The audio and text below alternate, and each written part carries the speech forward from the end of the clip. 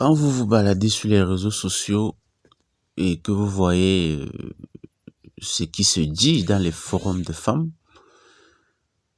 que vous voyez comment toutes prétendent être des reines, vous pouvez avoir l'impression que effectivement toute femme est une reine, hein? Parce que toutes prétendent l'être. Et elles aiment balancer d'ailleurs une citation biblique là qui dit que celui qui trouve une femme a trouvé le bonheur. Donc comme quoi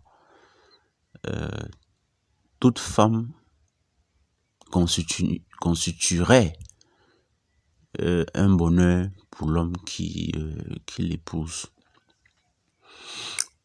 Elle préfère donc malhonnêtement s'en tenir à la lettre de ce qui est dit dans cette portion de la Bible, préférant manifestement ignorer l'esprit dans lequel le Seigneur, l'Éternel, avait dit cela. Il voulait clairement parler des bonnes femmes, hein? Parce que depuis l'époque de la Bible même, le Seigneur nous met en garde contre les mauvaises femmes. Il met en garde contre la prostituée. Et il fait ressortir les caractéristiques de la femme de valeur. Et il met en exergue justement certaines femmes de valeur, tout en mettant en relief également des femmes méprisables. Je vous l'ai dit les amis, ne vous laissez pas tromper. Toute femme n'est pas une reine, toute femme n'est pas digne d'être votre épouse, ni l'épouse de quiconque. D'ailleurs, certaines femmes sont bonnes pour la rue, pour nous servir de seau commun à sperme. Vous voyez? Dans la Bible, la femme de valeur est aussi différente du reste des femmes que le cheval est différent du zèbre. Vous savez, le cheval et le zèbre, à bien des niveaux, se ressemblent, hein. Physiquement, ils se ressemblent. Et d'ailleurs, tout petit, je me suis toujours demandé pourquoi est-ce que l'homme n'avait jamais pu domestiquer le zèbre, alors que le cheval, lui, est domestiqué depuis des millénaires. Eh bien, c'est simple, les amis. Le cheval est domesticable, tandis que le zèbre ne l'est pas. Hein? Donc, tant pis pour vous si vous allez prendre un zèbre et croire que vous allez en faire un cheval. Que vous allez le domestiquer et en faire un cheval. Tant pis pour vous. Le zèbre est fait pour rester dans la forêt, au milieu des lions, des crocodiles, des guépards, des léopards, au milieu de tous ces dangers-là. Pour bien vous faire comprendre que lui-même, il est dangereux. Parce que pour vivre dans un tel environnement, entouré de tels prédateurs, et s'en sortir, parce qu'il s'en sort, hein. On a même vu des zèbres blesser mortellement des lions. S'il s'en sort, ça veut dire qu'il est dangereux. Et au nom de quoi vous, pauvre homme, allez prendre une telle espèce et vouloir la mettre dans votre écurie? J'espère que vous avez compris l'allusion. Je ne parle en réalité ni de zèbre ni de cheval. Certaines femmes sont tout bonnement faites pour la rue. Dans la Bible, on a Jézabel, on a Dalila, on a la femme de Potiphar, on a la fille d'Hérode.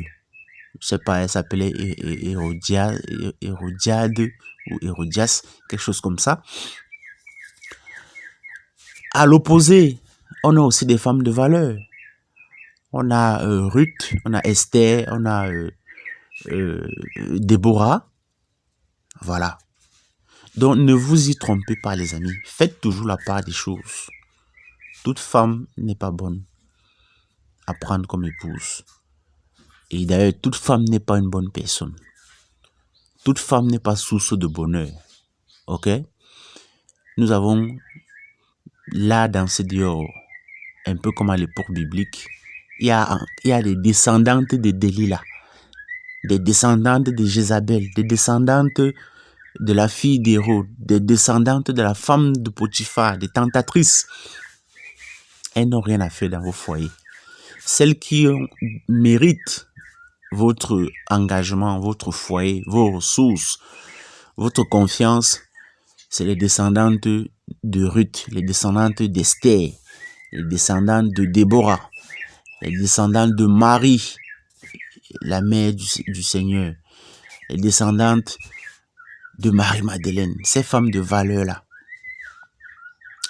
La femme n'a pas une valeur intrinsèque, non.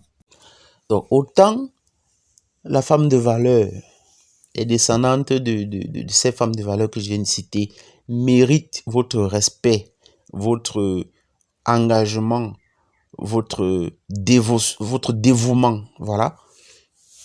Autant les autres là, les descendants de ces femmes maudites, autant elles méritent votre mépris, autant elles méritent de rester dans la rue pour vous servir de dépôt pour vos différents types de fantasmes. Ouais. Il faut toujours faire la part des choses.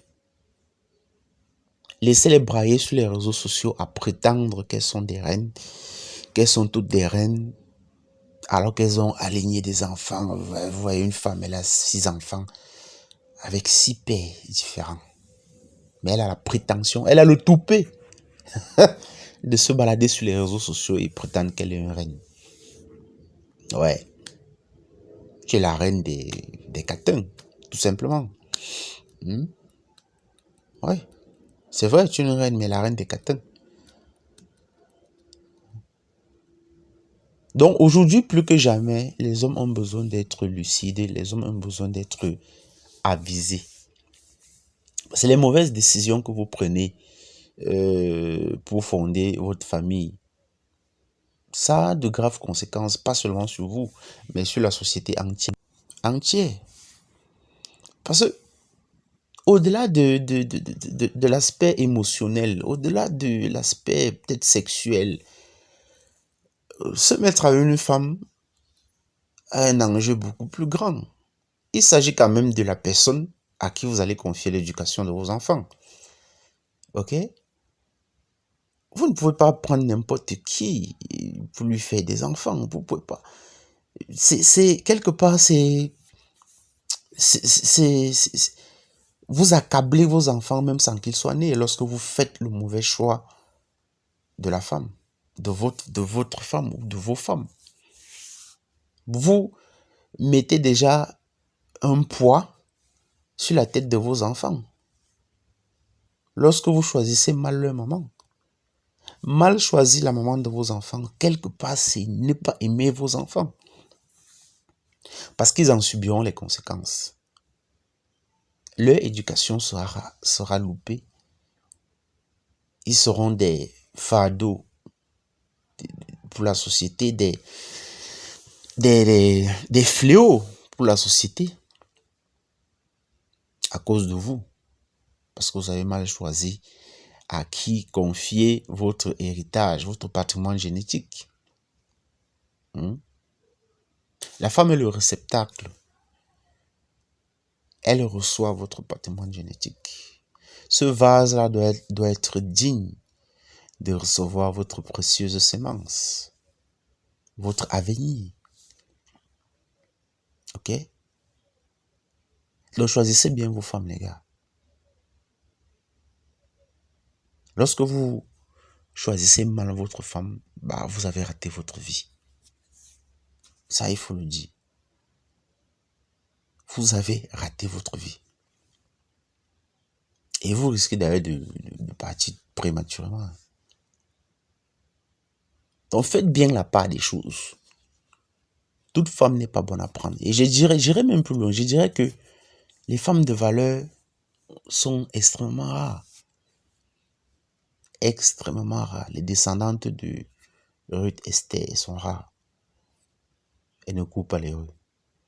et elles ne font pas l'autopromotion pour dire comment elles sont de bonnes femmes et tout. Jugez-les par leurs actes et non pas ce qu'elles braillent. Ok? Donc voilà ce que je voulais partager avec vous ce matin, les amis, au réveil. Voilà. Dites-moi ce que vous en pensez. Allez, ciao.